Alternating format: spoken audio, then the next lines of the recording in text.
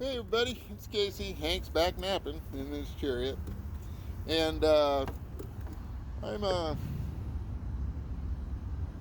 about 4 miles north of New Jersey.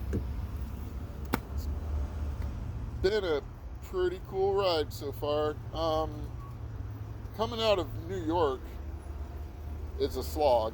Once you leave Battery Park and you take the ferry over to Staten Island, Staten Island wasn't bad other than it's an island and it goes like this.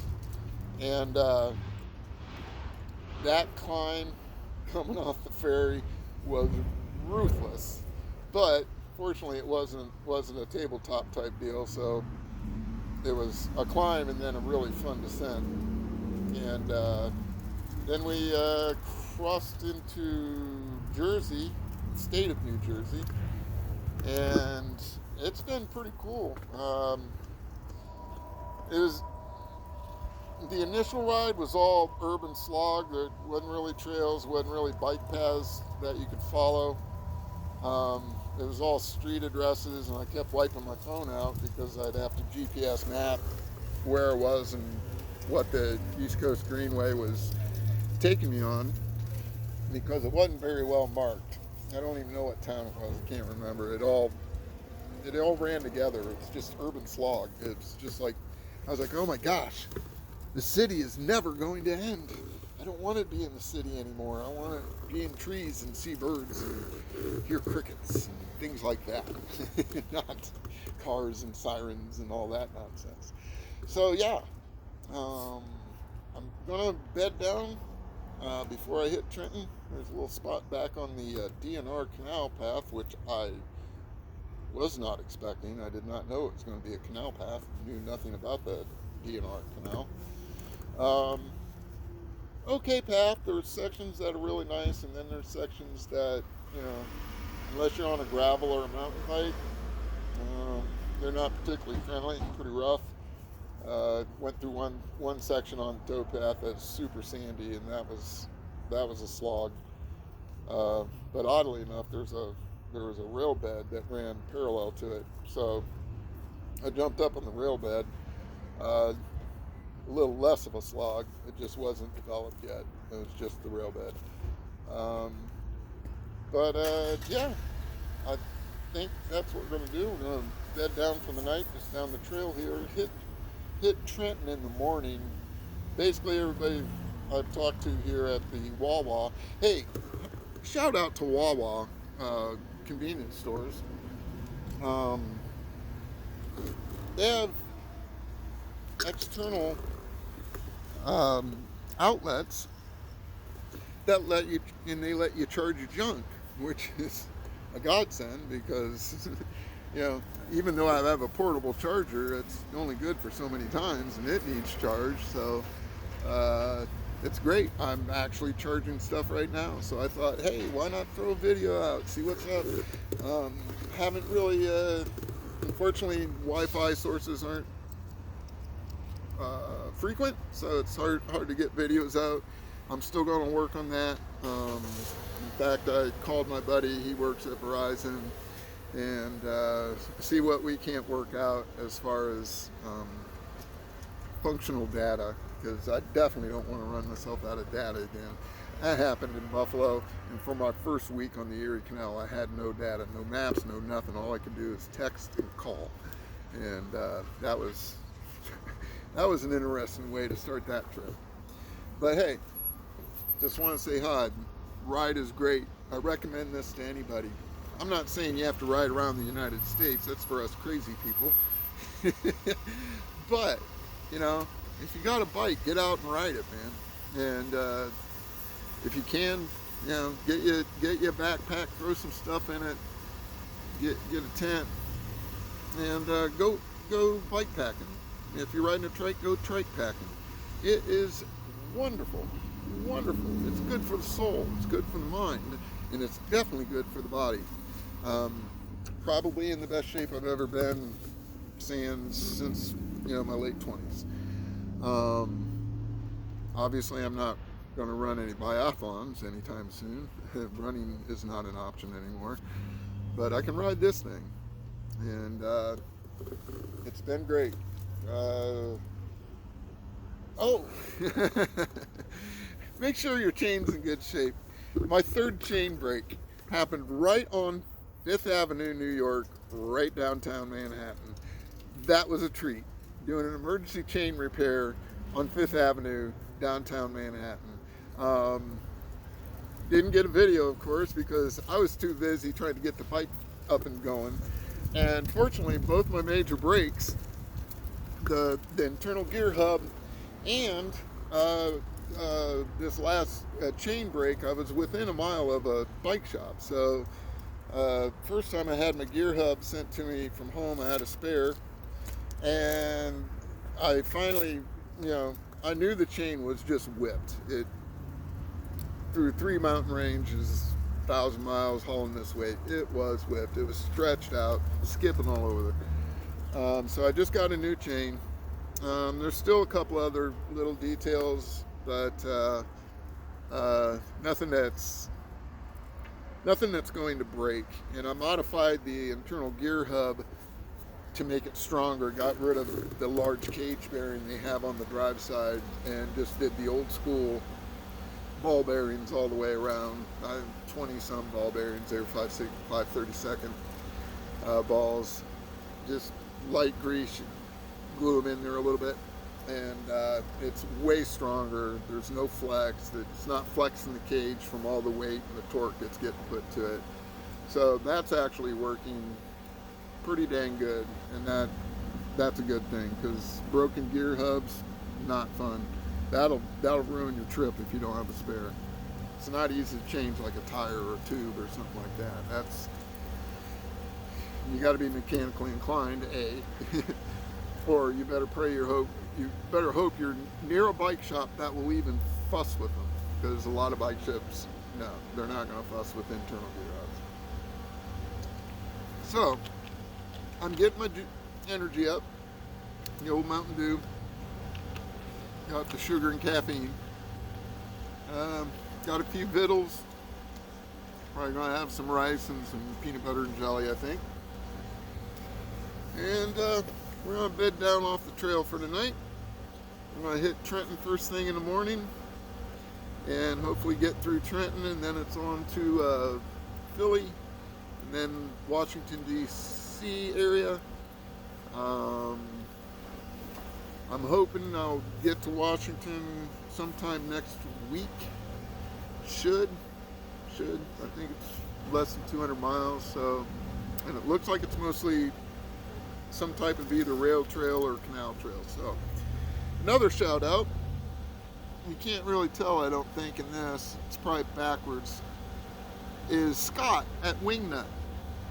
Wingnut.com. He makes cool things. You should go check him out. He's in Highland, New York, right on the bridge that crosses the Hudson at Poughkeepsie.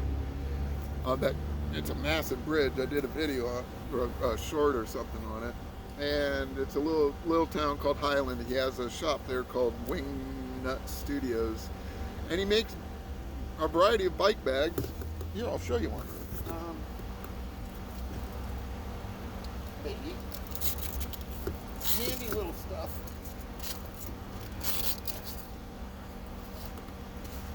There you go. There you go, Wingnut. And nifty little bag. It's got a wallet pocket. It's all made out of this really heavy waterproof nylon. I mean, it's heavy duty. It's, this is gonna last. And it's waterproof, which is great, because it's got the waterproof zipper right here. And I've been through some wet stuff, and it's kept my gizmos safe and dry. And that was the objective. So I keep the camera in there, and I keep my phone for sure in there, because it got wet in Buffalo. Ended up having to get one of those plate chargers where you just sit your phone on it, because my port sustained some water. And I also keep my portable power charger in this, and it's done a great job. And he also, hang on. Hey Scott, I told you. He also whipped this thing together, this cover for Hank's Chariot. Did I get it? Yeah. There you go. That's for Hank's Chariot, and it's worked magnificently. Waterproof, very tough. I mean, it's not thin nylon. It's heavy nylon that's reinforced. It's quality stuff. He makes camel bags to hold your hydration packs. And I'm sure if you had something, I know he's able to make covers for bags, anything like that. Give him a shout. Wingnut, I believe it's called wingnut.com, and his name is Scott. And talk to him. Cool dude. And he makes cool stuff. It reminded me of the old bike messenger days. You'd have that person that'd make really good messenger bags, just burly, heavy-duty bags. That you just couldn't buy them. It's not like you can just go to whatever store and get whatever bag. No, you'd ruin that thing in a day. No, you needed a sturdy-ass bag, and that's what he does. That's how he started, actually, at least what he told me. So go check him out, Highland, New York, or wingnut.com. I told him I'd give him a shout. Forgot. Today I remembered. So there you go. Wingnut.com. Check him out. Good stuff. Quality materials, and well thought out. And if you need something custom, I'm sure he can work with you. So it's been great so far. Weather's been pretty dang awesome. This part of the trail is challenging just because some parts of it aren't as maintained. It's 2-track. It's not really trike friendly. If you got a gravel bike or a mountain bike, it's fine. You can rock it. But if you're on a trike or something that doesn't have fat tires, it can get pretty. There's a couple spots that are pretty sandy that'll drag you pretty hard. So, but other than that, it's a pretty decent trail. And I didn't even know about it. Who knew? I knew I was coming this way, but I didn't know I was going to be on a canal trail, which was cool. I thought the Erie Canal was the last canal I was going to travel. I knew nothing about this canal. Apparently it was built in the 1830s or something like that. It was after Clinton's ditch, and I think sections of it were in use all the way into the 1930s, I believe. Somewhere around there, early 1900s. And of course the railroads canals were pre-railroad. Once the railroads came in, canals became obsolete pretty quickly. But they're still fun to travel. And so yeah, get out there if you're on the East Coast and get on the East Coast Greenway Trail and check out some of these canal paths. They're pretty dang cool. You're off the street, thank God. You're back in nature, thank God. Because I was getting tired of that city slogging. Do not like riding in the city. Not one bit. Not one bit. New York wasn't bad. They have, they're bike friendly, but the cyclists there are all on the electric cycles whizzing around faster than their cars are, and they have no manners.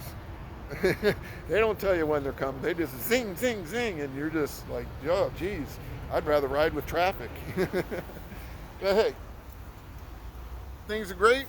I'm enjoying this. I don't want to stop. I'm not going to stop. I'm a little worried about Florida. I'm a lot worried about Florida because my cousin's down there. My other cousin just got hammered, because she lives in Ashland, North Carolina. She got hammered. Really concerned for this one. From everything I've heard, it's going to be a humdinger. So prayers to you all down in Florida. Batten down the hatches. Get out of town if you can, because from everything I've seen and heard, this is going to be a doozy. So for Hank, let's see. We got to get you a picture of Hank. Nobody likes me. They all want to see Hank. What do you know? The Bassett's natural state.